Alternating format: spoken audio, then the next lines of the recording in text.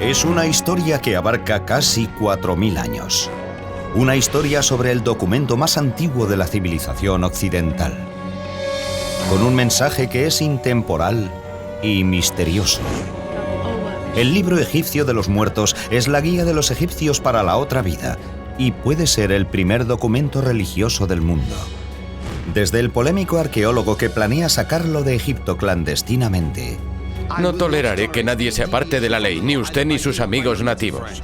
Hasta un aterrador viaje al más allá. El libro egipcio de los muertos es tan antiguo como la propia civilización. La primera visión del día del juicio final. Un libro que puede dar respuesta a las preguntas fundamentales que se hace la humanidad desde hace milenios.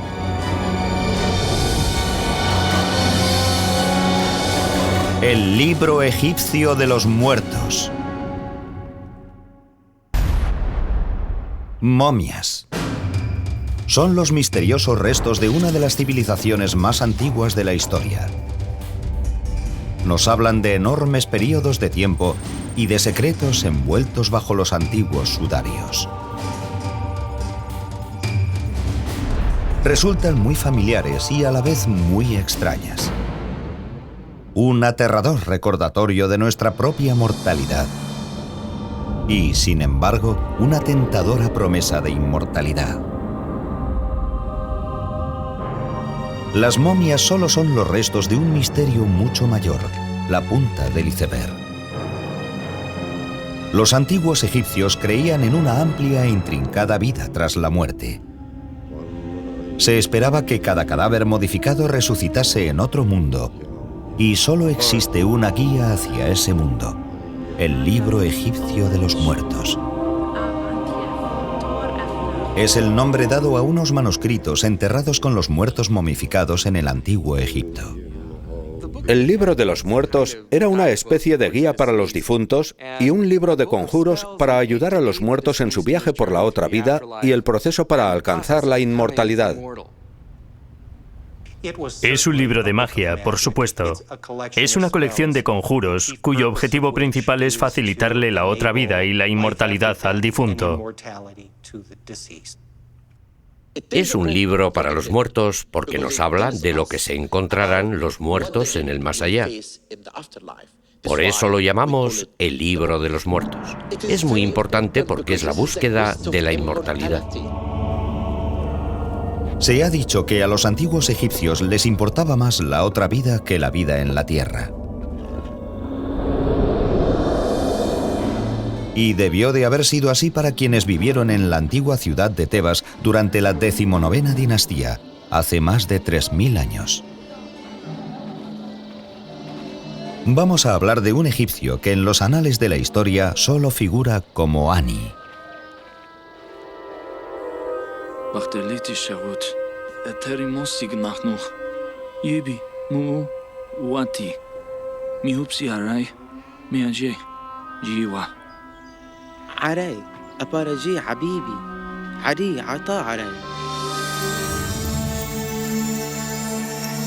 Ani vivió en un periodo álgido de la cultura egipcia conocido como el Reino Nuevo.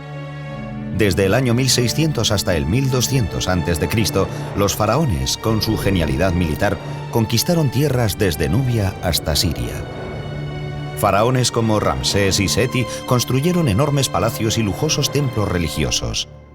Ani disfruta de uno de los niveles de vida más altos de la historia del antiguo Egipto. Tal vez sea solo en esos periodos de relativa prosperidad cuando una civilización empieza a meditar sobre cuestiones de filosofía, sobre la vida y sobre el más allá.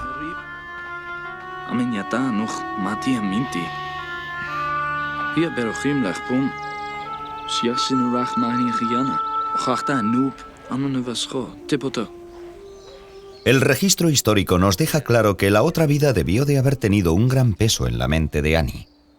La idea de fallecer sin una preparación adecuada para la otra vida podía poner en peligro las posibilidades de ir al paraíso eterno.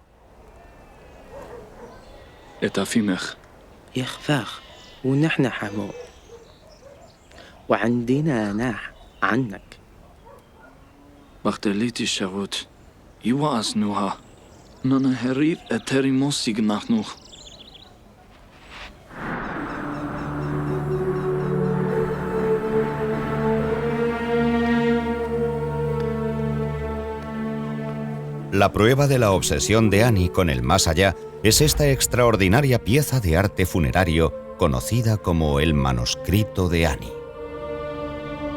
El manuscrito de Annie es por derecho una de las copias más famosas del Libro de los Muertos debido a la gran calidad del arte. La escritura y en particular las viñetas tan hermosamente pintadas se encuentran entre las más impresionantes. Los arqueólogos han descubierto más de 25.000 copias del libro egipcio de los muertos. Los textos más antiguos datan del año 1500 a.C. y los más recientes del siglo IV de nuestra era. Pero es aquí, en el afamado Museo Británico, en el corazón del Londres del siglo XXI, donde uno puede ver el famoso manuscrito de Annie, el mejor ejemplo de conservación de un libro egipcio de los muertos.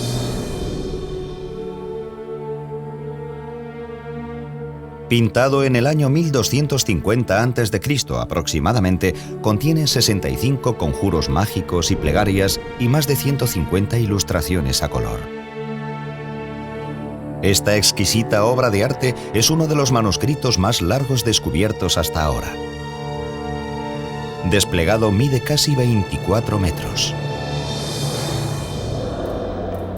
Pero el modo en el que el museo se hizo con esta obra maestra está lleno de intriga y de polémica.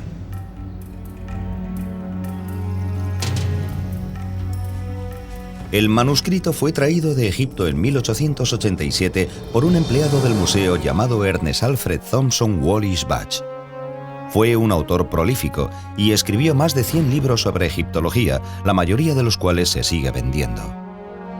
Publicó algunas de las primeras traducciones de textos egipcios importantes.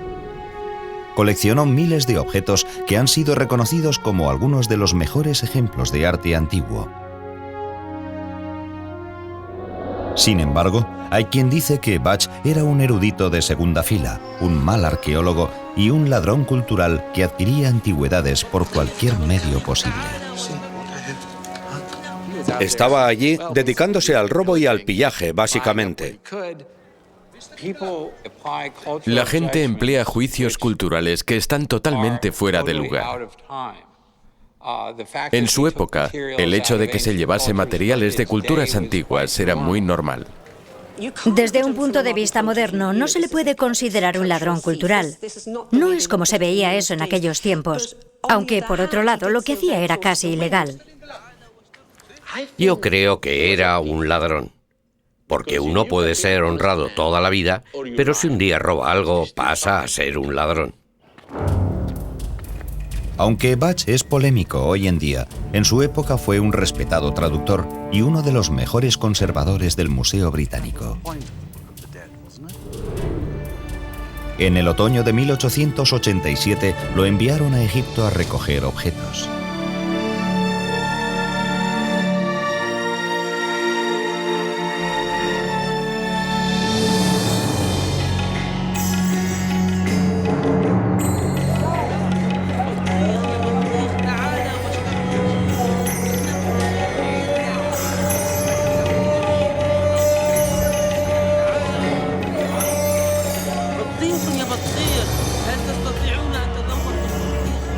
El viaje de Budge a Egipto se hizo en el momento perfecto.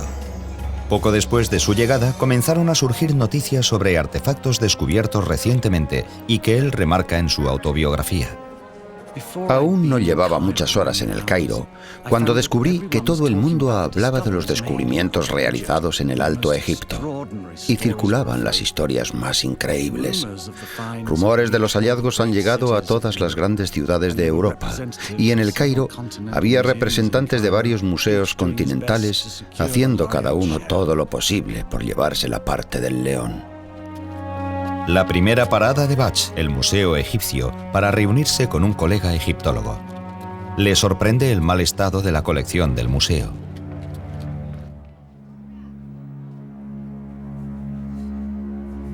Este escarabajo le tenía que conceder la inmortalidad a su dueño. En este lugar sería una suerte que el escarabajo durase 6 meses. Egipto no tiene los recursos que tienen los grandes museos europeos, señor Bach. Pero al menos podrían limpiar el polvo. Al menos podrían evitar que el agua dañase los tesoros. Esperamos que el nuevo director ayude a que todo eso cambie. El famoso Monsieur Grevaux. Supervisando la recuperación y conservación de todos los artefactos egipcios, se encuentra con el nuevo director de antigüedades coloniales, un francés llamado Eugène Grevaux. Monsieur Grevaux arguiría que el Museo Británico no es más que otro ladrón que se lleva la herencia de Egipto clandestinamente. Típico siendo francés.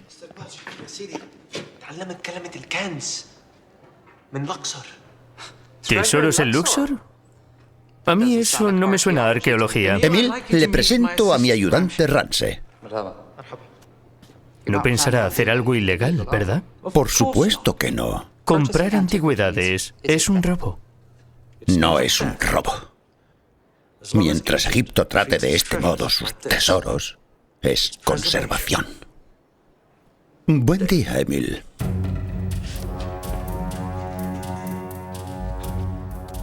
Hoy en día, Ernest Wallis Bach tiene mala reputación. Pero en 1887 le interesaba menos su reputación que llegar al presunto nuevo descubrimiento. Desde su base, en El Cairo, hay 720 kilómetros hasta Luxor siguiendo el Nilo.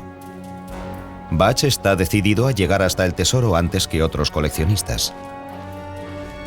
Su instinto competitivo le es muy útil, ya que entre los artefactos hay una ventana a otro mundo, a uno que el hombre moderno no ha visto nunca.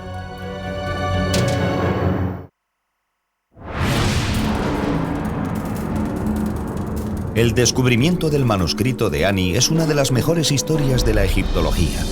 Una aventura en la que hay conspiración, intriga y un polémico héroe. Ernest A. Wallis Bach.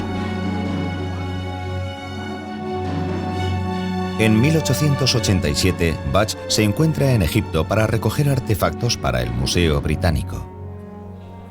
He recibido información de un nativo de Egipto sobre que en Tebas se han realizado descubrimientos muy importantes. Me ha dicho que han descubierto una tumba en la orilla oeste del Nilo, que es la mejor de cuantas él ha visto, y que en ella hay varios rollos de papiros.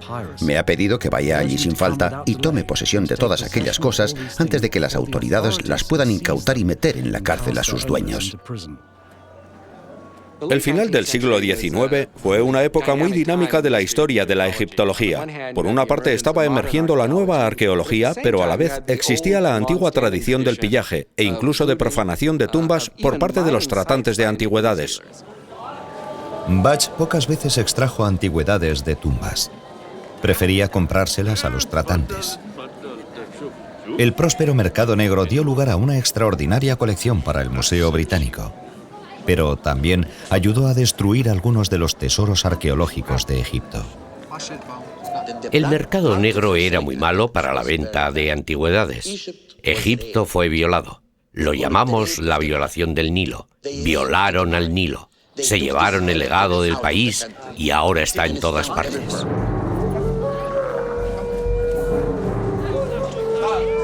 El ayudante de Bach lo llevó a un tratante de antigüedades del mercado negro, donde le dan un intrigante artefacto que había sido encontrado en Luxor. Protege a los débiles de los fuertes y oye el llanto del que está encadenado.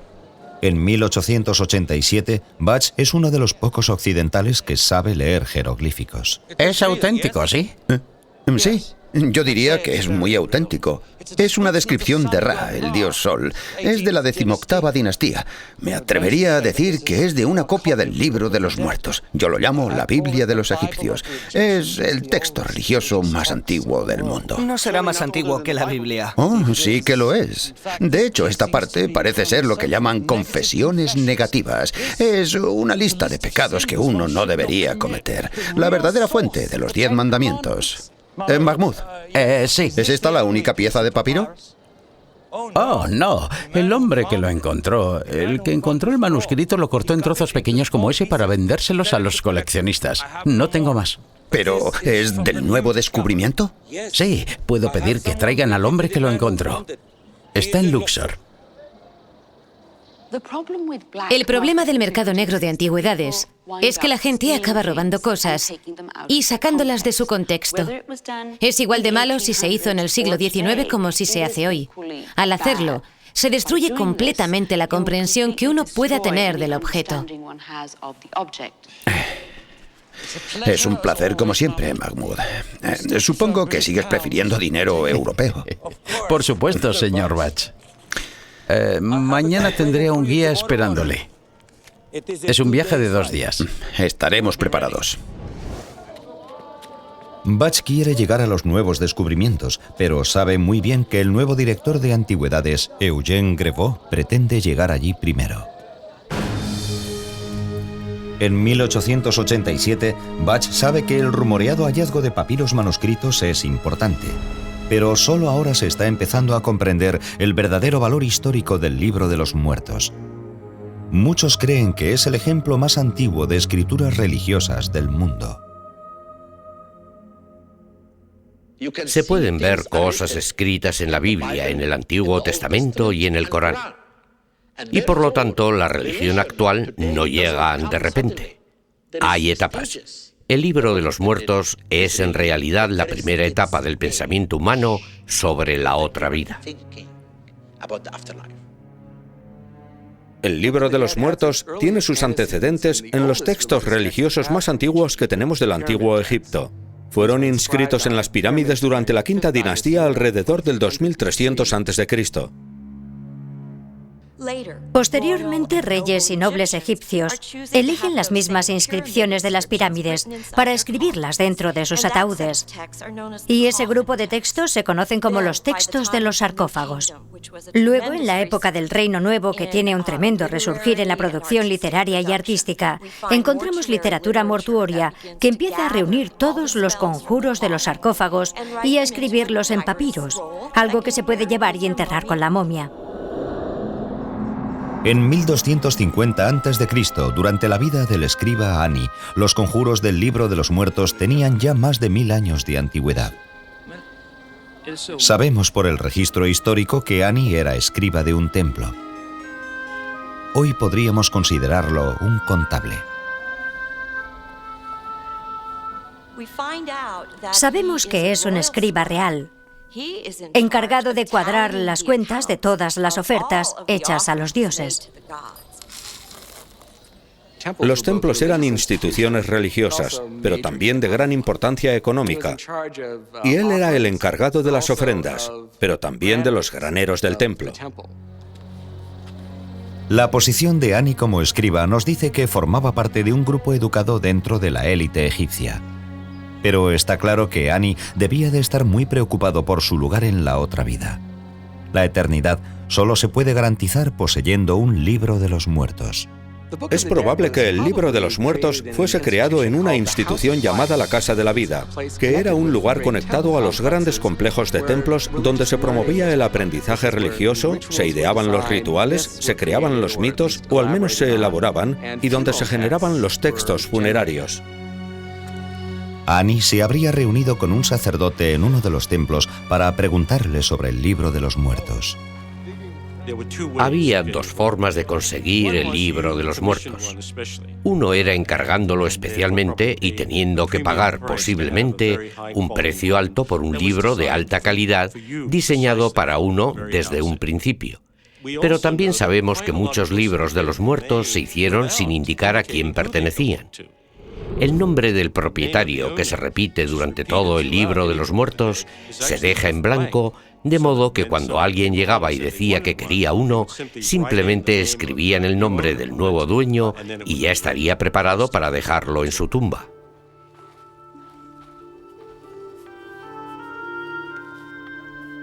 En el Reino Nuevo, los complejos de templos son lugares de culto y de negocios.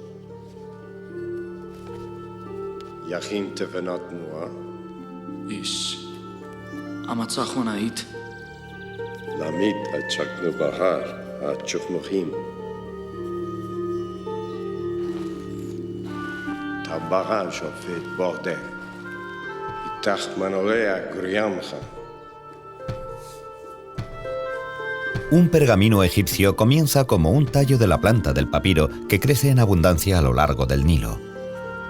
A los tallos se les quita la corteza externa, luego se colocan finas tiras y se golpean hasta convertirlas en láminas.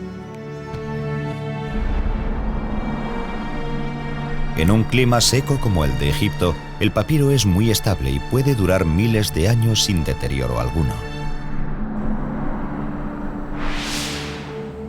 El paso siguiente para crear un libro de los muertos sería escribir los conjuros. La profesión de escriba era una de las más apreciadas en el mundo antiguo. Controlaban los conocimientos, y los conocimientos son poder.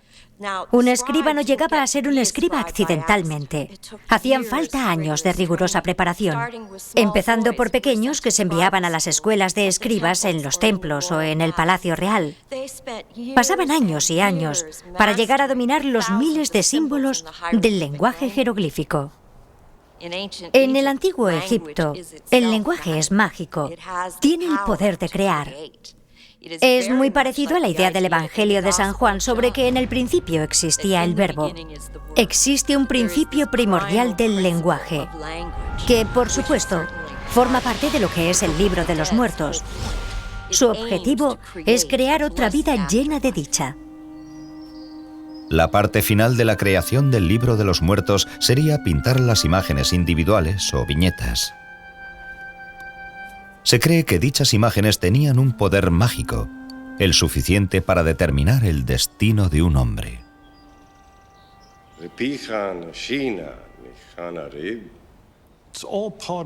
Todo ello es parte del proceso de fabricación. Se puede entrever una especie de producción en serie para confeccionar, para ensamblar un libro de los muertos según lo hubieran pedido.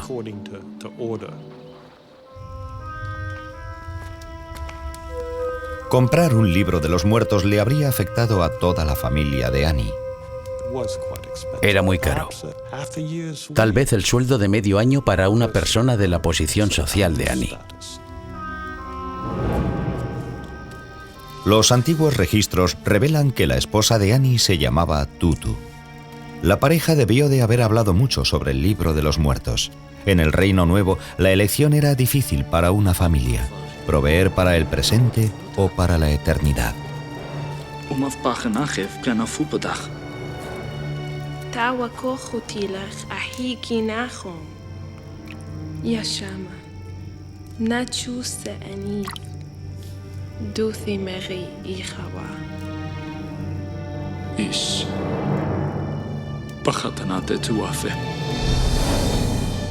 La búsqueda del libro de los muertos por parte de Annie hará su nombre famoso en los tiempos modernos, pero no antes de que Wallis Budge reciba cierta atención por su parte. Le aseguro que soy un enemigo muy desagradable.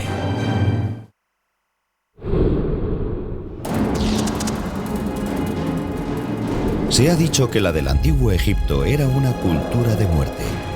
Queda muy poco de la vida cotidiana de los antiguos egipcios, pero sabemos mucho sobre ellos por la gran atención que prestaban a sus tumbas, a sus tesoros, a sus manuscritos e incluso a sus cadáveres momificados.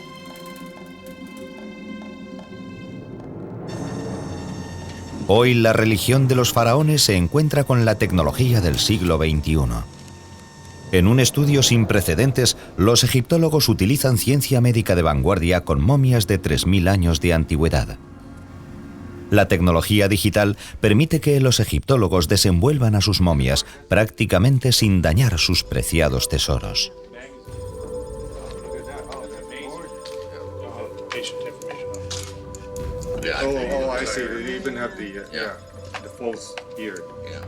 Bajo las envolturas, un amuleto de 2000 años de antigüedad protege al difunto de los peligros del más allá. Cuando envolvían el cadáver, también metían amuletos. Amuletos protectores alrededor del cuerpo, tanto por delante como por detrás, para ayudar a que el cuerpo llegara a la otra vida. Y lo bonito es que algunos de dichos amuletos están relacionados con el libro de los muertos. Y están allí para proteger al cadáver de peligros específicos que se van a encontrar durante su recorrido hasta el más allá.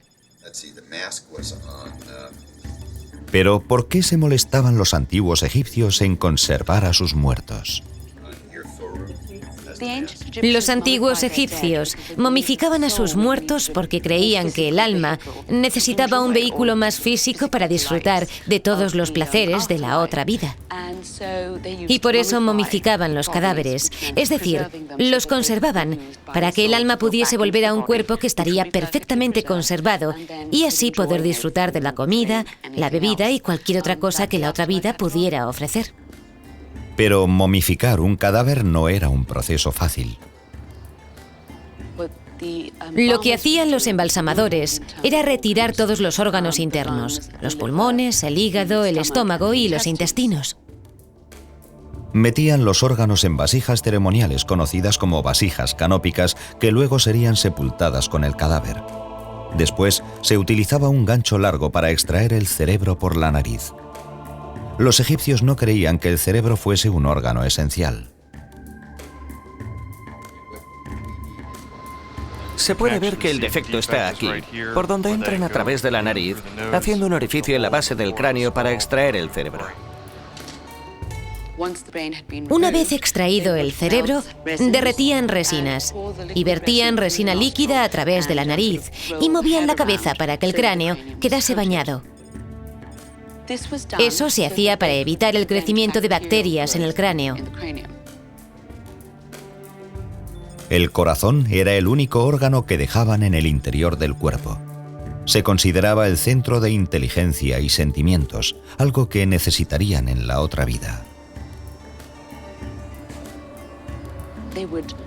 Lavaban el cadáver, lo secaban utilizando natrón, que es una especie de sal. Lo mezclaban con bicarbonato de sodio y una vez que habían pasado 40 días de disecación, untaban el cadáver con aceites y ungüentos y luego lo envolvían con rituales y una gran ceremonia. Así terminaba la momificación. Después lo enterraban. Pero la momificación solo era el principio de un largo viaje, el viaje del alma del difunto. Y el libro egipcio de los muertos era la única guía hacia una vida de ultratumba.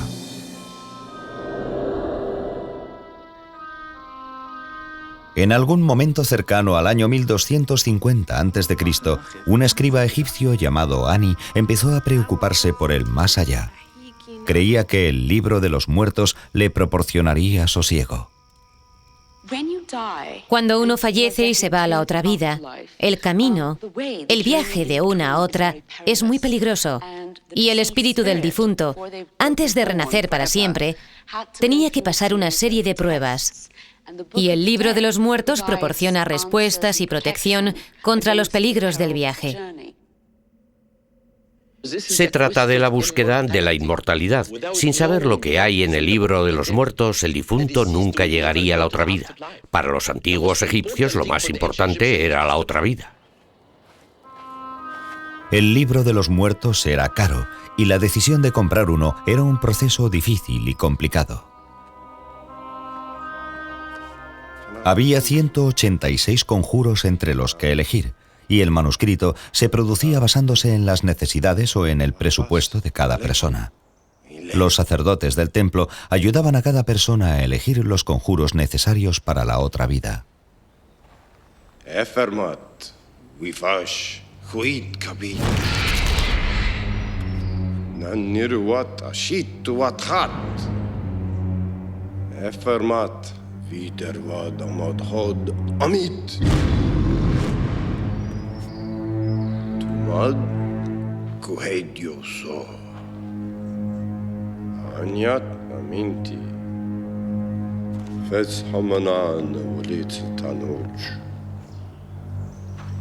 A veces me pregunto si los libros de los muertos no empezaron siendo algo extra para ganar dinero. Una vez que has convencido a todos los ricos de que tienen que tener uno, el precio que se le puede poner no tiene límite. Es posible que la creación de un libro de los muertos propio fuese además un símbolo de posición social de la época. El libro de los muertos era demasiado caro para una persona normal. Y eso lo hemos comprobado arqueológicamente al descubrir que solo los miembros de la élite poseen un libro de los muertos. Sin embargo, era muy distinto a los primeros tiempos de la cultura egipcia. En un principio, la momificación y la otra vida entre los dioses estaban reservadas únicamente para el faraón. Pero en la época de Ani, en el siglo XII a.C., las clases medias e incluso los pobres esperaban tener otra vida tras la muerte y estaban dispuestos a pagar por ella. Demuestra la democratización del más allá, ya que en un principio esos textos estaban reservados para el rey y luego, cuando llegamos al Reino Medio, están disponibles para la alta nobleza. Y cuando llegamos al Reino Nuevo, un grupo mucho mayor tiene acceso a los textos. Pero en el Reino Nuevo, el libro de los muertos se escribía para todos. Se ha encontrado en tumbas privadas, se ha encontrado en tumbas de nobles, se ha encontrado en las tumbas de los artesanos. La propagación de la creencia en la otra vida afectó a algo más que a una emergente clase media. Hay quienes creen que el libro de los muertos afectó a las escrituras judías y cristianas. El cristianismo antiguo le debe mucho al antiguo Egipto por su concepto del cielo, y es lógico debido a que la mayoría de los seguidores iniciales del cristianismo eran nativos de Egipto, y cuando se escribían documentos sobre la naturaleza y la esencia del más allá, como esas cosas no estaban escritas en la Biblia en un principio, los antiguos egipcios llenaron los espacios en blanco. La idea de pasar a la otra vida con tus seres queridos en un lugar agradable, en el que puedes hacer lo que quieras, es la misma en el cristianismo y en la religión del antiguo Egipto. Todavía hay quien alega que las imágenes religiosas cristianas tienen una deuda con el libro egipcio de los muertos. Cuando estudiamos la historia del Nuevo Testamento, queda muy claro que, de hecho, la competencia principal para la religión de Jesús era la religión de Isis y de Osiris, y de su hijo, Horus. Muchas de las primeras representaciones de la Virgen María, sentada con el niño Jesús en su regazo, están basadas en estatuas de Isis, en las que Isis sostiene al faraón, su hijo simbólico ahora. Una de las primeras personas en darse cuenta de la relación entre el libro de los muertos y la Biblia fue el mismísimo Wallis Budge. Lo cierto es que los egipcios creían en un dios, Osiris, que había vivido en la tierra, había sufrido una muerte cruel y había resucitado de entre los muertos. No hay duda de que ciertas opiniones e ideas religiosas de algunas sectas cristianas pueden proceder de los egipcios directamente. Es interesante ver cómo las creencias éticas y religiosas de los pueblos, sin importar su procedencia ni en qué siglo fueran escritas, todas tienen muchas cosas en común.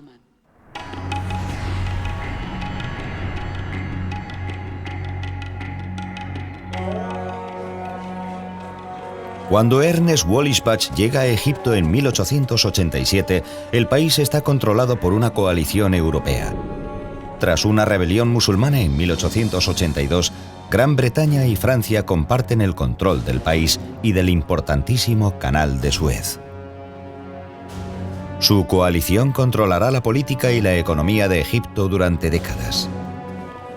Es una unión precaria, y los hombres como Budge no facilitan la alianza.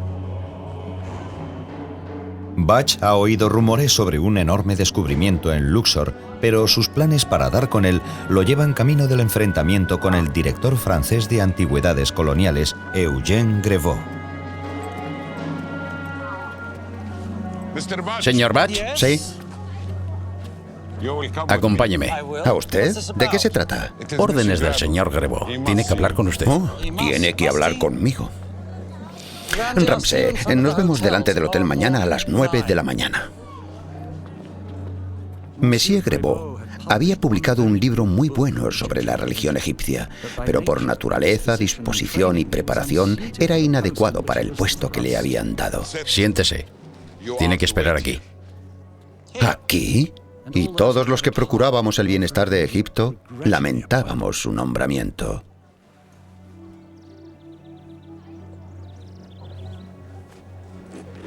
Disculpe el subterfugio, señor Batch. Me pareció impropio que vieran en público al director del Museo Egipcio con un hombre de su reputación. Oh, Monsieur Grebot, supongo. Mi reputación y la de mi museo se encuentran entre mis honores más preciados. ¿Le apetece un té?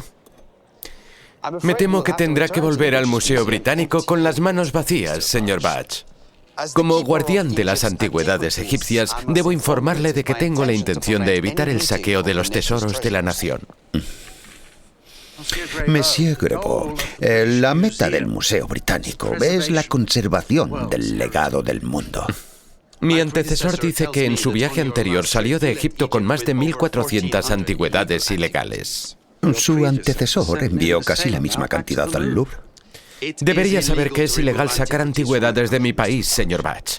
Pienso aplicar la ley estrictamente. Cualquier sospechoso de comercio ilegal de antigüedades sufrirá un interrogatorio doloroso, se lo aseguro. Amenazar a los hombres y mujeres que viven aquí no es el modo de ganar su confianza. No necesito su confianza. Necesito su obediencia. Todas las antigüedades pertenecen al Estado y al Museo del Estado. Pero esta gente se ha ganado la vida con las antigüedades durante generaciones. En vez de luchar contra ellos, debería llegar a un acuerdo. Eso le conducirá a hallazgos más importantes. La ley está muy clara. Todas las antigüedades, descubiertas o no, están bajo mi jurisdicción. No toleraré que se aparten de la ley ni usted ni sus amigos nativos. Bien. Lamento que no opinemos igual. No se oponga, señor Batch. Le aseguro que soy un enemigo muy desagradable. No le considero un enemigo. Solo desagradable. Buenos días. Batch sabe que las autoridades francesas lo detendrán si lo descubren comprando antigüedades, pero ha oído rumores sobre un enorme hallazgo de artefactos en la ciudad de Luxor. ¿Y esa cosa me va a llevar hasta Luxor? Batch está dispuesto a arriesgarse a una detención, a la cárcel o a algo peor para conseguir los tesoros.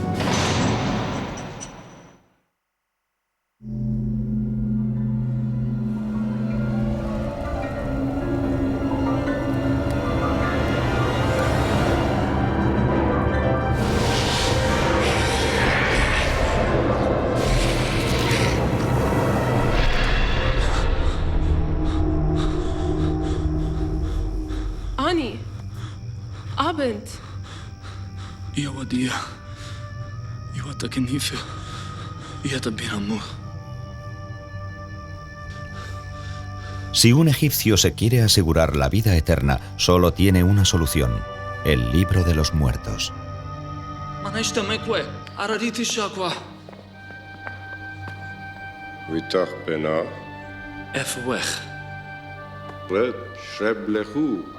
El libro de los muertos era distinto para cada persona que lo compraba. Tenemos hasta 189 capítulos que podrían estar en el libro de los muertos. De hecho, casi nunca se da el caso de que tengamos los 189. Y creemos que los escribas basaban su teología en las preferencias de sus clientes. Tenían mucha libertad de acción en cuanto a la composición del libro de los muertos. Un conjuro o un ensalmo mágico es dicho con el propósito de ayudar al difunto a alcanzar la vida eterna o la inmortalidad tras la muerte.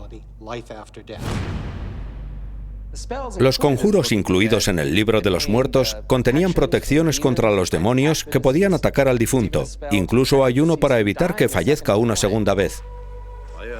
Los egipcios se enfrentaban a duros trabajos físicos en el más allá, ya que tenían que arar y cultivar los campos de los dioses.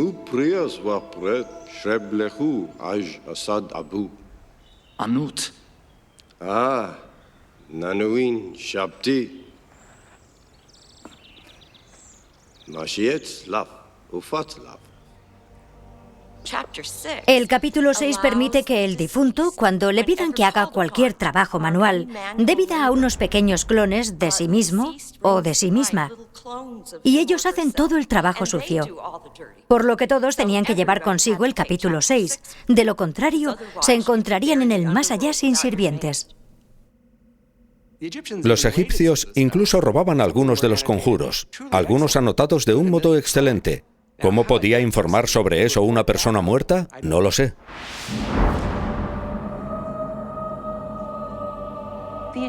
Los egipcios creían que el corazón era el órgano más importante que uno poseía y que era donde vivía el alma. Creían que allí estaba su esencia. Creían que todo procedía de allí. Y por eso dejaban el corazón en el cuerpo, ya que creían que era necesario como parte del proceso para llegar a la otra vida. Un órgano tan importante necesitaba protección extra, y esa protección llegaba en la forma del escarabajo del corazón. El escarabajo del corazón es una representación de un escarabajo.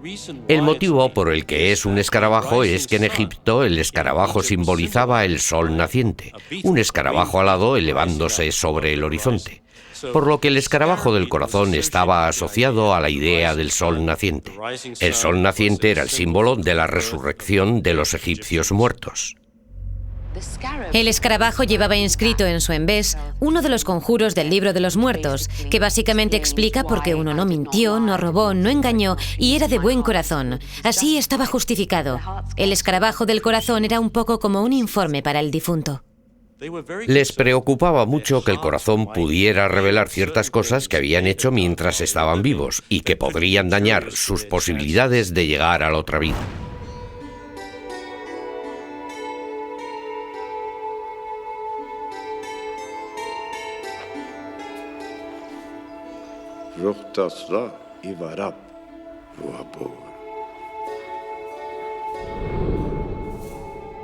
Las espléndidas ilustraciones son tan importantes como el texto en el libro de los muertos. Las ilustraciones del libro de los muertos le dan un poco más de fuerza a los conjuros existentes.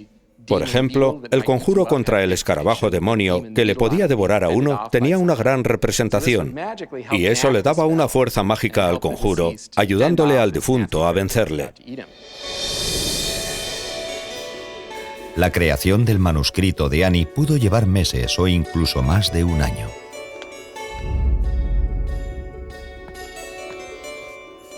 Para un antiguo egipcio, el tiempo y el esfuerzo merecían la pena, ya que tenía que durar toda la eternidad. Solo podemos imaginarnos la alegría de Ani cuando su manuscrito estuvo finalmente terminado.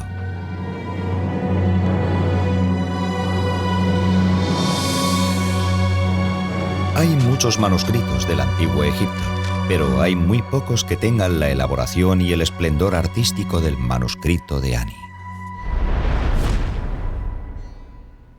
Nadie entiende eso mejor que James Wasserman, artista gráfico y productor de libros. Cuando vi este manuscrito me quedé sin aliento. Era algo increíble. El color, la riqueza, el misterio de las imágenes. El poder que había en él era fenomenal, evidentemente, y al mismo tiempo estaba estudiando los textos para descubrir qué demonios era aquel libro. Wasserman creó un libro del manuscrito de Ani en el que no solo se expone el pergamino de 24 metros, sino que lo combina con su traducción al inglés.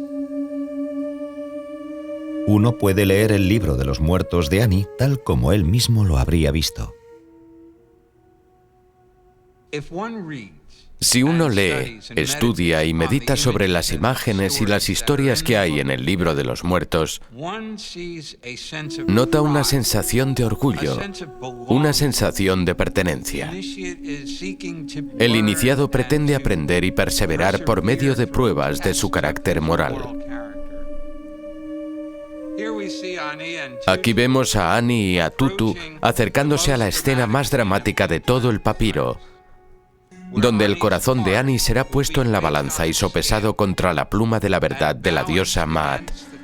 Si su corazón es demasiado pesado, será devorado inmediatamente por este monstruo, Amit.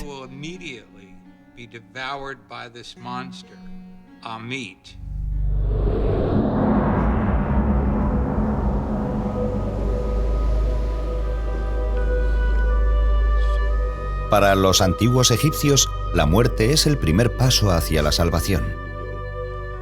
Cuando falleció la esposa de Ani, el manuscrito no fue puesto en su tumba, pero la guiaría a ella también.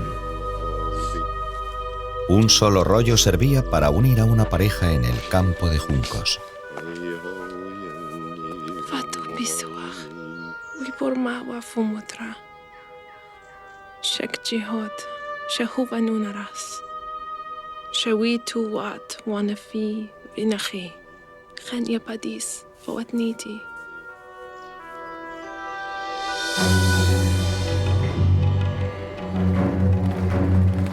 Tres 3000 años después de la muerte de Ani, Ea Wallis Budge tiene una misión.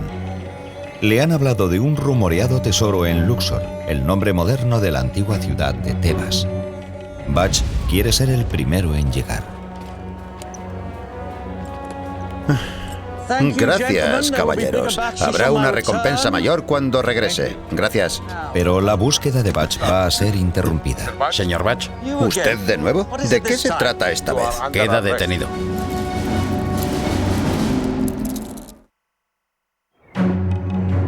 En el Cairo, en 1887, el egiptólogo Ea Wallis Budge sale hacia Luxor en busca de un tesoro de antiguos artefactos recién descubierto, pero la búsqueda de Budge es interrumpida. Señor Budge. ¿Usted de nuevo? ¿De qué se trata esta vez? Queda detenido. Por orden de Eugene Grevaux, el nuevo y celoso guardián de antigüedades egipcias que se dirige a Luxor. قوام البوت بتاعت ميسيو جريفو عم تغرق ملقوط بالنهر. ماذا؟ غضبان ينادي لك من الشط. Quédese aquí hasta que yo vuelva.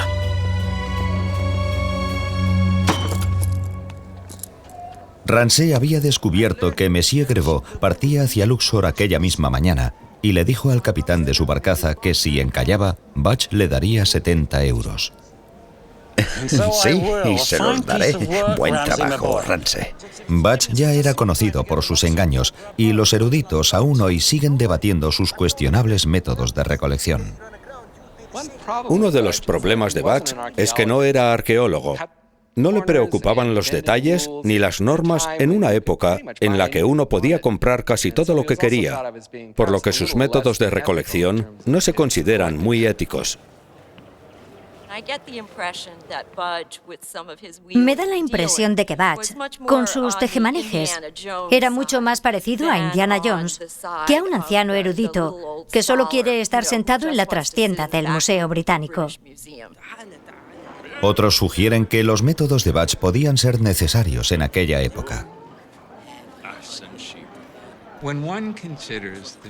Si tenemos en cuenta el número de antigüedades que se perdieron, se destruyeron, se robaron, tenemos que darle las gracias a un granuja como Budge por tener los medios para sobornar a los funcionarios y recurrir a aquellos subterfugios, porque conservó aquellas cosas. Utilizó su influencia y su erudición en aquella época. Utilizó su presencia y su amistad con egiptólogos extranjeros en Egipto para robar muchas antigüedades, sacarlas del país y llevarlas al Museo Británico. Eso fue injusto.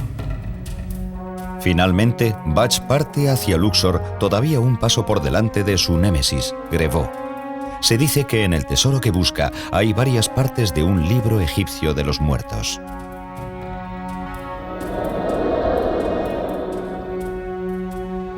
Cuando llegué a Luxor, descubrí que los tratantes habían cogido muchos objetos valiosos de las tumbas del occidente de Tebas. No.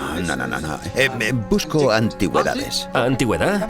Los tratantes trataban con desdén el derecho del gobierno a todas las antigüedades de Egipto. Las antigüedades abundaban.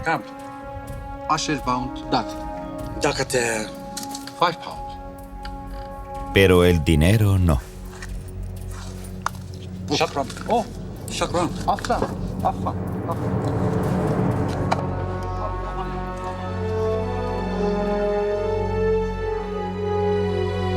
Bach solo se podía imaginar el aspecto de aquellas ruinas en tiempos de los faraones.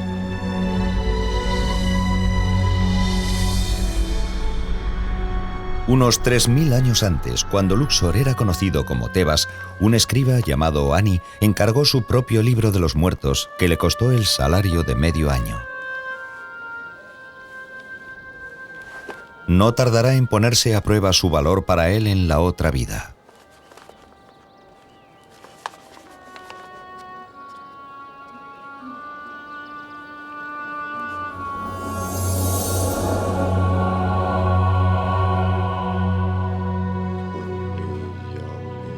No podemos saber cómo falleció Ani, pero sabemos bastante sobre cómo fue enterrado. Como escriba real, Ani formaba parte de la élite. Su enterramiento habría sido elaborado y caro.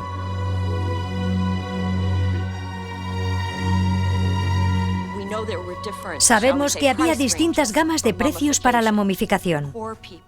Los pobres elegían una forma de momificación acorde con sus bajas rentas. Una persona pobre sería llevada por su familia para enterrarla en la arena, delante de la tumba o la pirámide de otro, con la esperanza de que el pobre pudiera seguir sus pasos. Era como un reguero. Si uno llegaba a un funeral de gama alta, su momificación podía tardar hasta 272 días y tenía los mejores ataúdes y sarcófagos.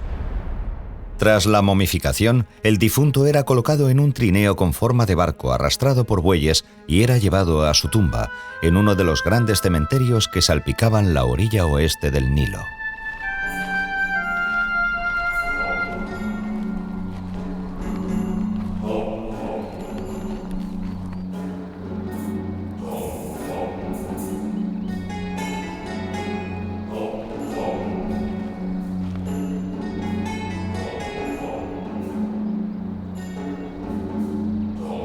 Las ilustraciones de los funerales egipcios no solo muestran a una apesadumbrada familia, sino a músicos, bailarinas, sacerdotes y dolientes profesionales.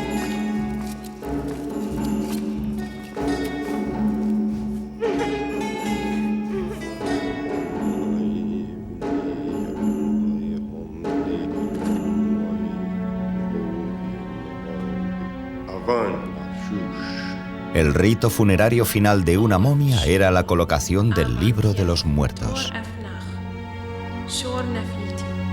Ahora el difunto tiene todo lo necesario para su viaje hacia un nuevo y misterioso mundo.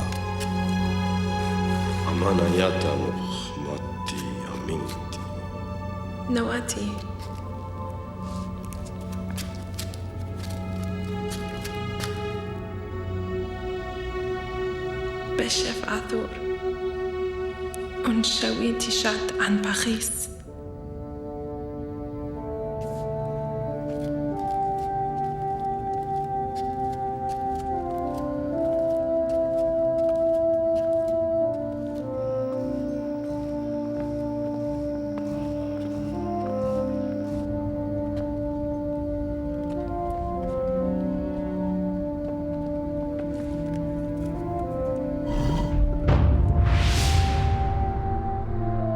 Los faraones del antiguo Egipto están enterrados en elaboradas tumbas. Desde las primeras pirámides construidas 2600 años antes de Cristo al famoso Valle de los Reyes, donde fueron enterradas generaciones de familias reales durante 5 siglos. Pero la élite y la clase media del antiguo Egipto tenían sus propios cementerios y sus tumbas individuales. Y esas tumbas, con su gran cantidad de joyas y antigüedades, son desde hace siglos el objetivo de los ladrones de tumbas. En la época en la que Ernest Wallis Bach llega a Luxor, el saqueo de tumbas es una antigua profesión transmitida de padres a hijos durante generaciones. Muchos nativos comerciaban abiertamente con antigüedades. Detestaban a los funcionarios del servicio de antigüedades porque estaban convencidos de que su meta era conseguir antigüedades, no para conservarlas en el Museo del Cairo, sino para venderlas ellos. Estaban dispuestos a tratar con cualquiera que no estuviera al servicio del gobierno egipcio. Se lo vendo porque ya le había comprado antes a mi familia. Pero no debe traer aquí al francés. ¿Entendido? Tranquilo, no lo traeré. Eso se lo puedo prometer, Hassan. Bach nunca decía dónde encontraba las cosas exactamente, y se debe a que comerciaba con tratantes de antigüedades que le decían dónde las podían haber encontrado.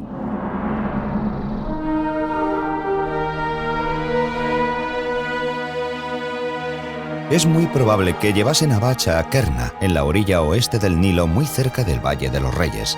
Allí, los habitantes habían construido su hogar encima de un cementerio de nobles que fueron saqueando sistemáticamente durante el siglo XIX. Estos son los mejores tesoros. 19ª dinastía. Sí, tal vez pueda darle un buen precio. Hassan, ¿cuánto quiere por todo? 300 euros. Hecho. ¿Puedo mirar eso? Es basura. Tesoros rotos, no es nada. Lléveselo.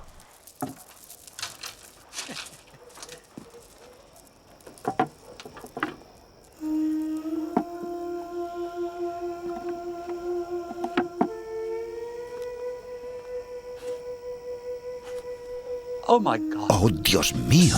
El sello está intacto. Caballeros, creo que estamos viendo un documento que no ha sido tocado desde hace 30 siglos. Oh. Aquí dice, salve, Ra, creador de los dioses. Ramsé, lo que estamos viendo es un libro egipcio de los muertos intacto, inmaculado, hecho para Ani, escriba del faraón.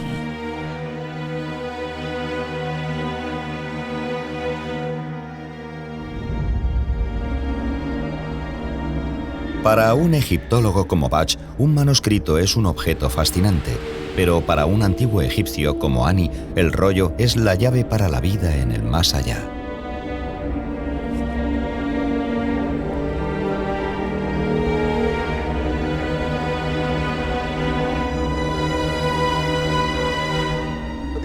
Los egipcios creían que la otra vida era un lugar peligroso, y es probable que simbolizara la crisis de la muerte. Para los egipcios que amaban la vida, la muerte era un desgarrón en el tejido de la sociedad. Para los antiguos egipcios, la muerte es solo el principio de un viaje plagado de peligros.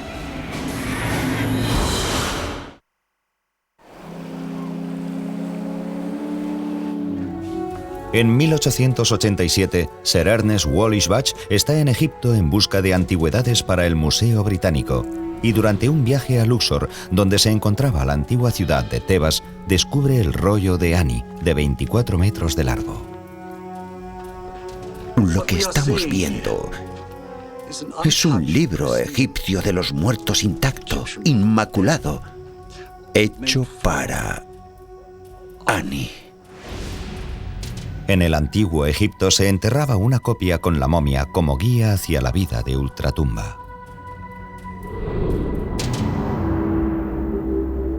Los egipcios creían que tras la muerte las personas se despertaban en el bajo mundo o Duat. Y era en ese misterioso lugar donde el difunto se enfrentaba a una serie de retos y de luchas. El mayor reto era superar y no ser derrotado por las fuerzas demoníacas que vivían en la otra vida y que amenazaban tanto a los dioses del bajo mundo como a los propios difuntos.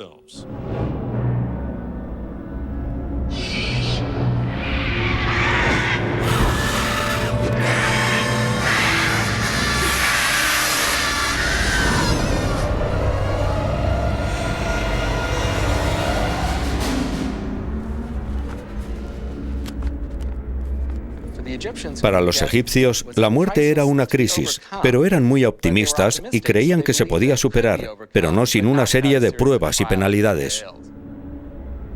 Parte del Libro de los Muertos ilustra un mundo peligroso en el que el difunto es amenazado por seres aterradores. Cuando se utilizaban jeroglíficos en un libro mágico como el Libro de los Muertos, se volvían mágicamente activos. Se puede comparar a un videojuego en el que haya que pasar por una serie de episodios. Hay que luchar contra los enemigos o superar obstáculos. De hecho, dañaban jeroglíficos que tenían un aspecto amenazador porque se podían escapar de su control. Por ejemplo, uno de los jeroglíficos más comunes tiene forma de víbora cornuda, una de las serpientes más mortíferas del mundo. Se utiliza en muchos conjuros y textos, y la rompían en dos para que la víbora no pudiese saltar de la pared y atacar al dueño. Pero si el jeroglífico no estaba dañado, podía cobrar vida y atacar. Para Annie, su protección está en los conjuros del Libro de los Muertos.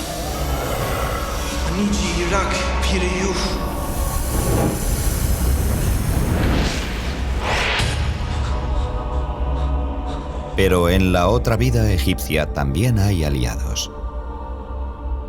Basándonos en textos como el Libro de los Muertos, creemos que los difuntos eran recibidos inmediatamente por el dios Anubis, que también era conocido como abridor de caminos y guía para los muertos a través de la otra vida.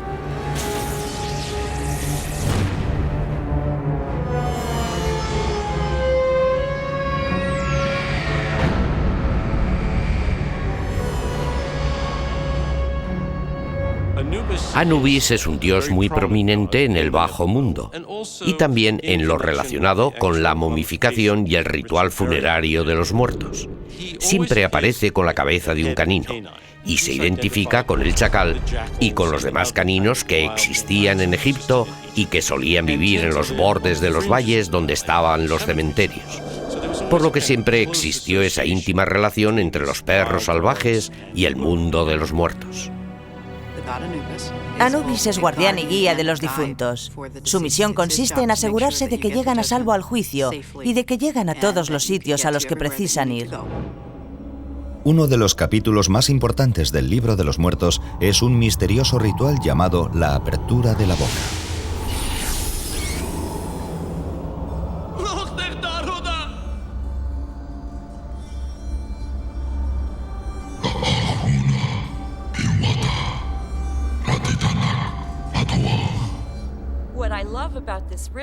Lo que me encanta de este ritual es que no solo les abrían la boca simbólicamente, sino también los ojos y los oídos, que es en realidad una afirmación filosófica. La ceremonia de la apertura de la boca era un despertar espiritual del cuerpo. Una vez que la persona había muerto, sus sentidos se cerraban, y eso permitía que el cuerpo se convirtiera en un recipiente para el alma del difunto, para que pudiera ver, saborear las ofrendas y oler el incienso.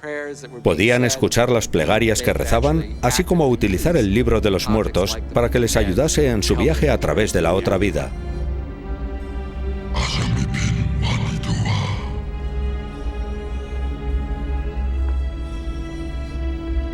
El muerto tenía una meta a la que llegar en el bajo mundo: llegar al campo de juncos o campo de las ofrendas, un lugar de dicha en el que podía vivir toda la eternidad.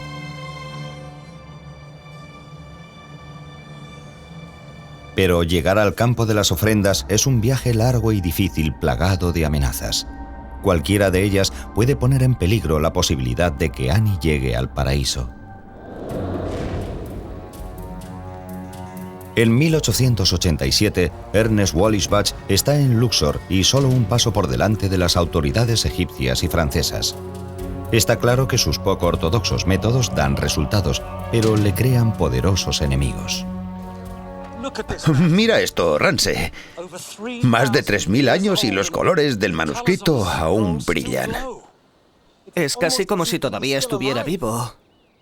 Sí. ¿Son así todos los libros de los muertos? No, y he visto unos cuantos. Este descubrimiento solo se da una vez en la vida, o en varias vidas. Tenemos que asegurarnos de que llegue a casa a salvo. Señor Budge, ¿quiere tomar un café con mi familia y conmigo? Bach está casi preparado para irse cuando le interrumpen unos invitados muy inoportunos. Café turco para todos los trabajadores. ¿Café? ¿Café? ¿Café? No, gracias, señor Bach. Estoy demasiado ocupado deteniendo a ladrones de antigüedades. Omar, dígales que confisquen todos estos artículos. Eso me pertenece.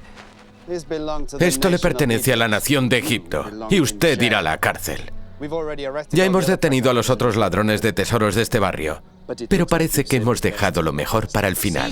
Oiga, Cremó, estos hombres son empleados del gobierno británico. Guarde silencio, señor Bach. Me ha dejado en ridículo una vez, pero no volverá a repetirse. Asegúrese de que la caravana esté cargada por la mañana y lista para salir hacia el Cairo.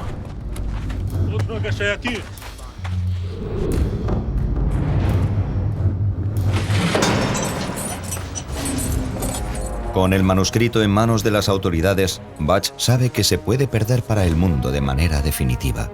O algo peor, robado y recortado en forma de recuerdos en el mercado negro. Los métodos de los que Bach es partidario pueden ser ahora la destrucción de su mayor descubrimiento.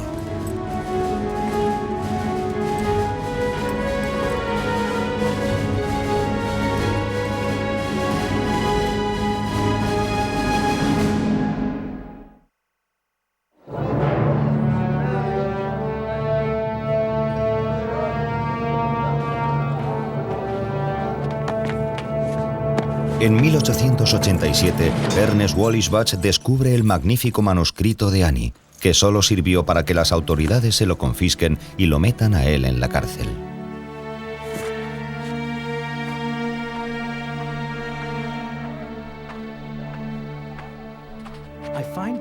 Me encuentro en una situación muy difícil. Encarcelado en Luxor, acusado por los franceses, irónicamente, de ser un ladrón de tumbas. Y todo ello tras haber realizado el que tal vez sea el mayor descubrimiento de mi carrera. Un antiguo rollo funerario que perteneció a un escriba llamado Annie, de vivos colores y lleno de fantásticas imágenes de miles de años de antigüedad. Creo que puede tratarse de la primera vez que un hombre haya expresado sus creencias espirituales por escrito. Un verdadero gran descubrimiento. Por supuesto, necesito tiempo para estudiarlo, para poder entender su significado. Lo triste es que posiblemente no vuelva a caer en mis manos.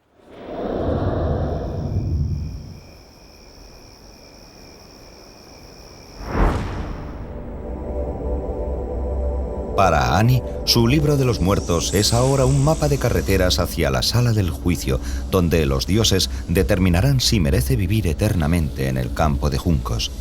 Pero llegar allí puede ser peligroso.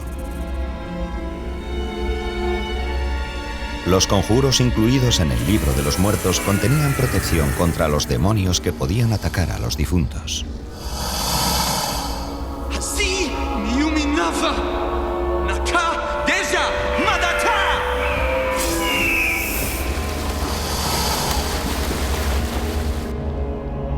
Un conjuro era una protección contra un escarabajo gigante llamado Asharu que podía devorar al difunto. El bajo mundo es un extraño lugar. Los egipcios lo consideraban un enfrentamiento con el caos. Tras la creación se creó una isla de orden justo. Pero una gran parte del universo sigue sin crear y en estado caótico. Y por lo tanto, irracional.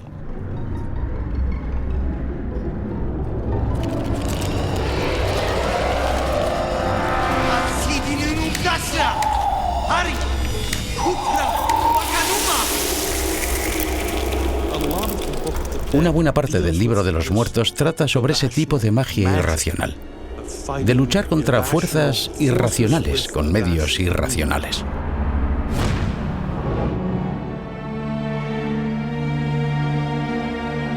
$3000 años después, en 1887, el manuscrito de Annie se encuentra en manos de las autoridades y Ernest Wallis Bach tiene obstáculos propios que superar. La sensación de impotencia es abrumadora sabiendo que cada momento que paso sentado en esta maldita celda, el manuscrito de Annie se aleja más de mí.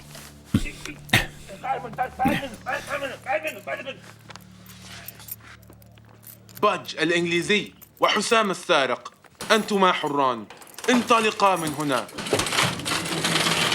انطلقا راح ما راح ليش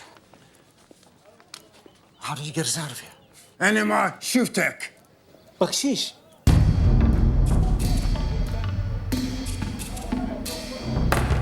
La experiencia le ha enseñado a Butch que es posible que el manuscrito no esté a salvo ni siquiera de los propios guardias. Saben que el manuscrito vale más si lo dividen en 20 trozos más pequeños. Greboni se dará cuenta de que falta algo hasta que se hayan vendido todos los trozos. Oh, señor, esto es peor de lo que me imaginaba. Una vez que salga del almacén, nunca volverá a estar entero. ¿Alguna idea? Me he dado cuenta de algo. Ese hotel. El almacén está construido contra su pared. La reputación de Butch siempre ha estado en entredicho. Incluso entonces era famoso por lo que hacía para poder conseguir cosas para el Museo Británico.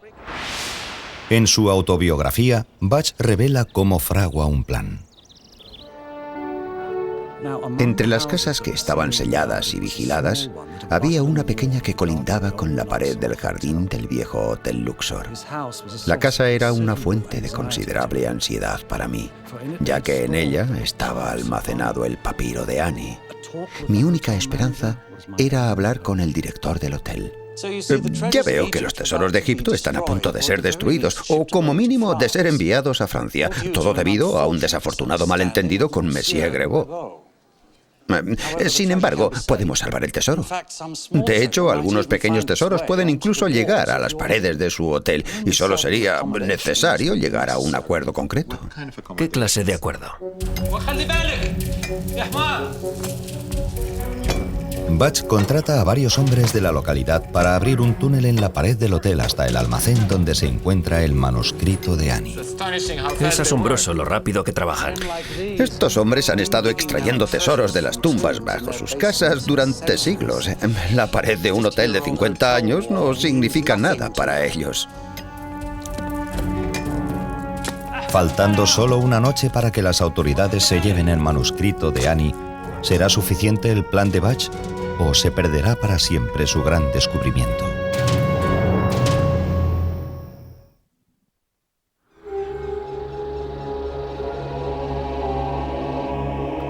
En el antiguo Egipto, la vida no se termina con la muerte. De hecho, los antiguos egipcios creían que la muerte era solo el principio de un largo y arduo viaje. Un viaje que podrá acabarse con la salvación o la aniquilación. Annie espera que su libro de los muertos lo lleve a una vida en el paraíso, pero aún tiene que superar muchas pruebas y puede ocurrir cualquier cosa.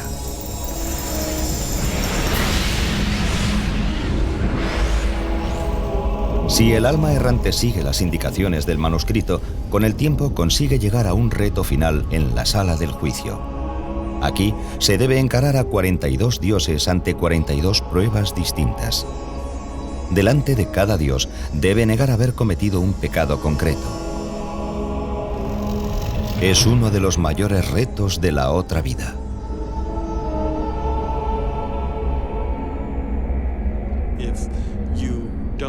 Si no sabes las respuestas correctas, las cosas correctas que debes decir en ese momento, se supone que no vas a poder pasar por esa puerta con éxito hacia la vida siguiente.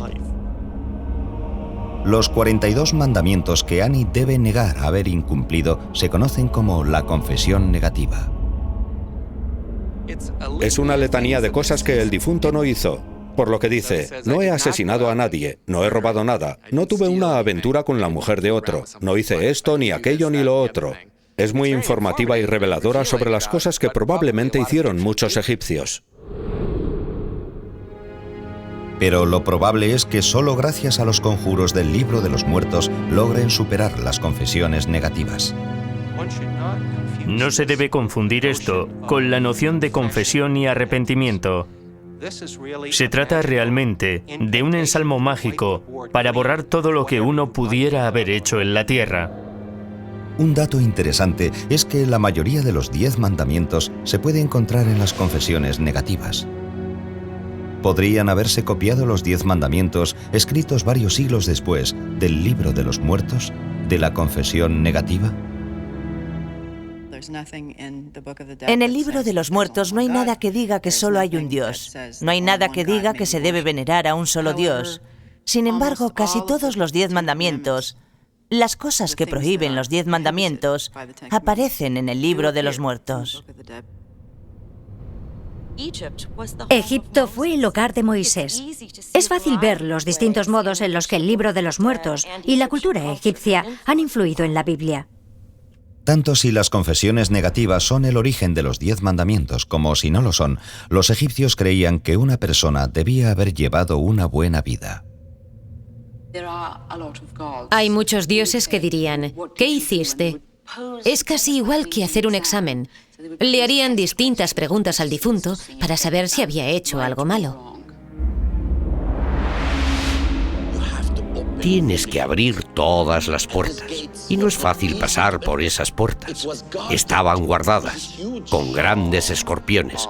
Y tienes que responder a las preguntas o te comen. Ani se encara a cada dios detallado en el libro de los muertos. Dioses con nombres aterradores como engullidor de espíritus y quebrantahuesos. Awasif, Pira, Miana, Anish Anata.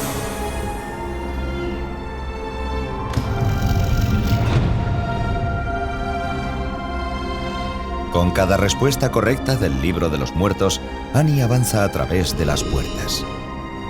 Solo después de la puerta final se encontrará el alma de Ani con el dios Horus, el hijo de Isis y Osiris de cabeza de halcón, que acompañará a Ani a su examen final en la sala del juicio.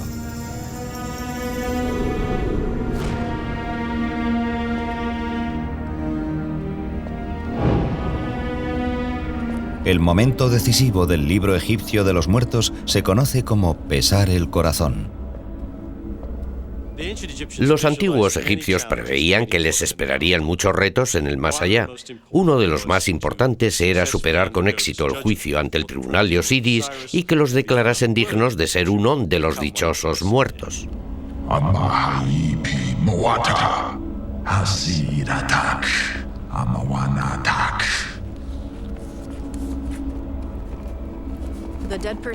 El corazón de la persona muerta es el símbolo de su inteligencia, de sus emociones e incluso de su mente. En el corazón es donde estaba tu esencia y donde estaban tus buenas y tus malas acciones. El difunto debe entregar a Horus su amuleto en forma de escarabajo para que lo sopesen contra una sola pluma de la diosa Maat. Maat era una diosa que es básicamente la personificación de la verdad, la justicia, el orden y el equilibrio.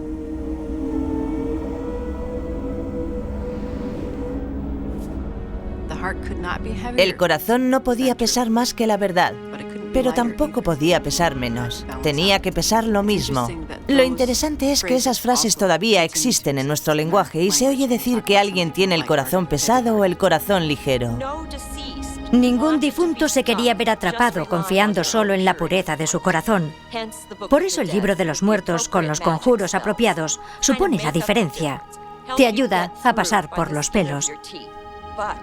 Pero existe la posibilidad de que no pases la prueba. Y si no utilizas bien los conjuros del libro de los muertos, serás arrojado al monstruo Amit, el devorador de almas, el devorador de muertos. La misión de aquel ser monstruoso, una combinación de cocodrilo, león, hipopótamo y otros animales feroces, era devorar instantáneamente a cualquier persona muerta declarada culpable en la sala del juicio. Si Amit te come el corazón, dejas de existir. Para los antiguos egipcios eso era lo más aterrador. No era un castigo, era no poder existir en absoluto. El escarabajo de piedra que representa el corazón del difunto tiene que pasar ahora la prueba final. Una prueba de eternidad u olvido.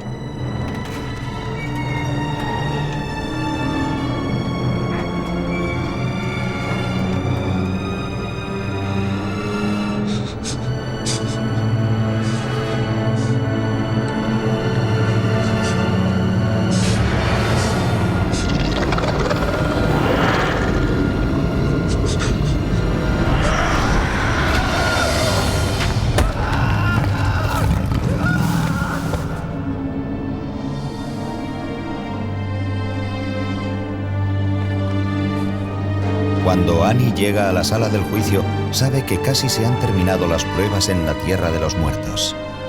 A Annie solo le queda una prueba, la que determinará su destino para toda la eternidad.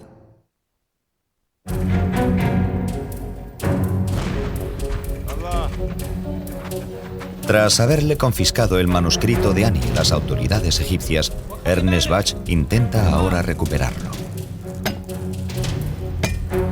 La casa donde estaban almacenadas las antigüedades colindaba con la pared del Hotel Luxor. El resultado fue que varios obreros empezaron a cavar bajo la pared para abrirse paso a través de los blandos ladrillos de la casa. Le digo que he oído algo. Nadie podría entrar estando nosotros vigilando. Asegúrese de que la caravana esté cargada y lista para mañana por la mañana. Y no quiero retrasos.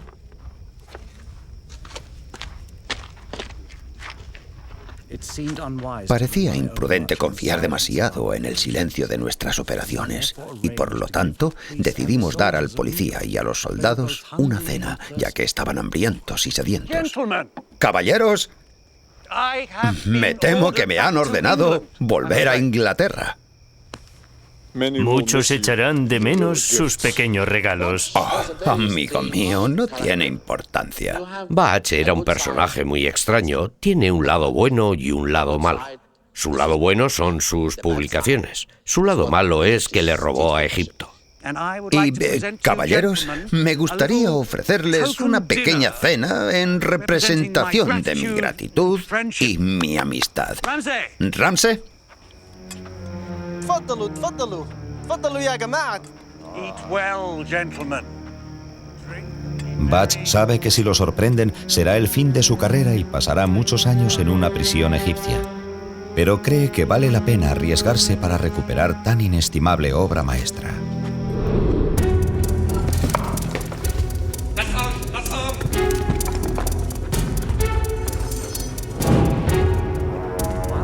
Mientras cenaban alegremente, entraron en la casa uno detrás de otro y sacaron pieza por pieza, caja por caja, todo lo que tenía un mínimo valor comercial.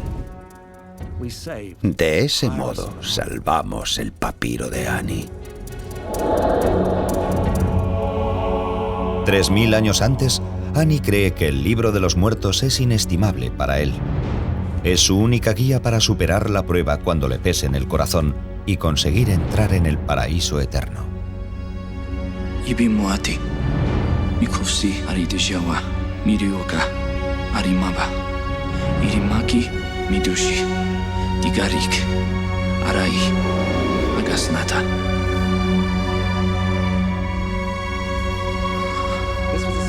Era un conjuro que le decía al corazón literalmente que no le delatase.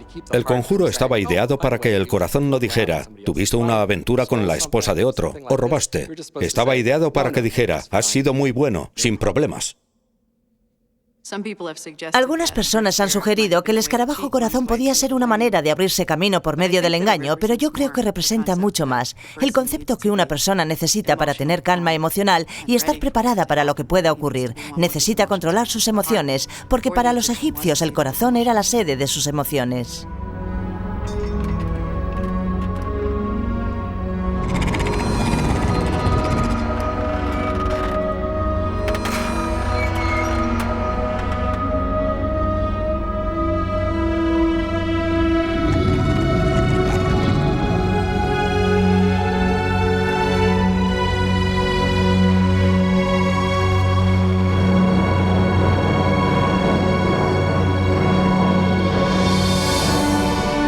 El rollo de Annie ayuda a su dueño a superar finalmente la prueba del corazón en la gran sala del juicio.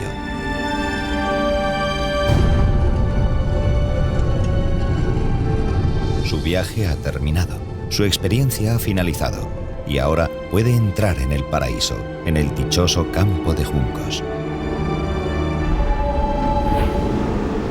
En 1887, Ernest Wallis Bach está a punto de llegar al final de su peligroso viaje. ¡Guarda! ¡Abre esa puerta! ¡Venga, vamos! Apártese. Vaya a comprobar la caravana.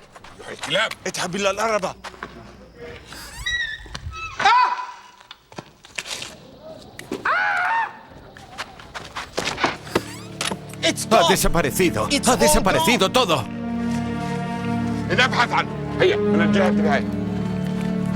Al amanecer, Bach y sus tesoros se encuentran ya en una barcaza que se dirige a El Cairo y finalmente a Londres. En diciembre de 1887, Sir Ernest Wallis Bach ha regresado ya al Museo Británico. Con él está el papiro completo de Annie. Por primera vez, quienes visiten el museo podrán ver todo el libro de los muertos. Aunque lo que le haría Bach es tan polémico como él mismo. Cuando llegó al Museo Británico, lo cortó en secciones con las que podía trabajar. Ordenó que lo pegaran sobre tableros de madera para que pudiera ser traducido. Desde un punto de vista tecnológico, uno casi podría perdonárselo.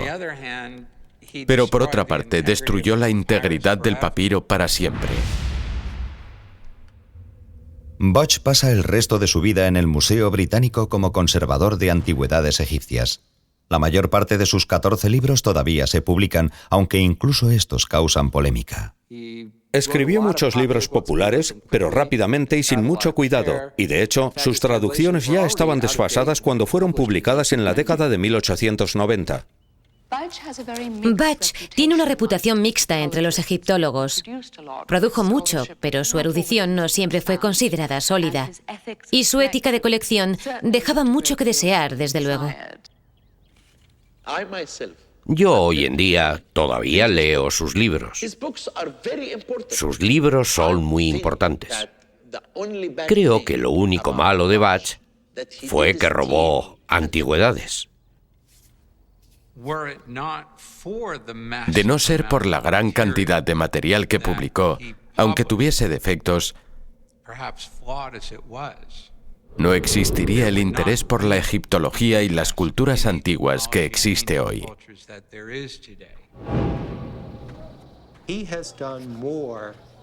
Hizo más para popularizar el libro egipcio de los muertos, para popularizar la noción de la otra vida egipcia, que cualquier otro erudito, que cualquier otro texto que se haya publicado.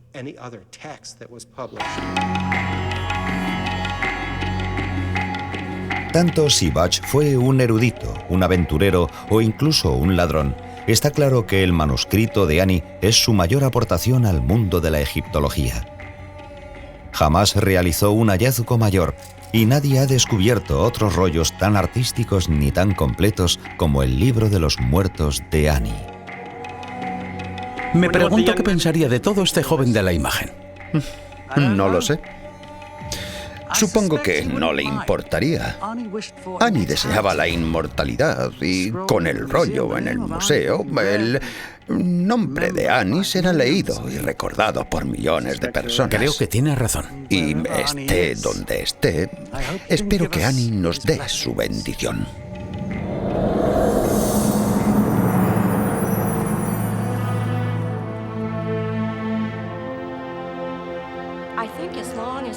Creo que mientras los humanos tengamos preguntas sobre el significado de la vida y de la muerte, el libro de los muertos va a seguir teniendo bastante relevancia.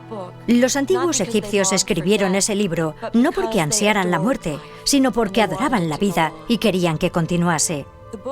El libro de los muertos imagina que el lugar de mayor dicha en el que podemos estar es aquí, en la tierra.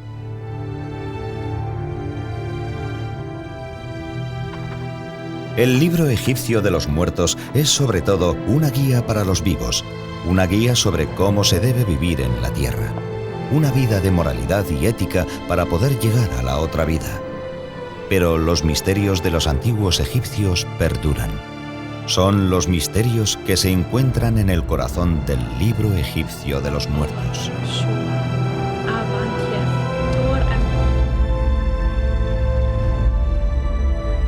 Y esos misterios de vida, de muerte y del más allá perduran eternamente.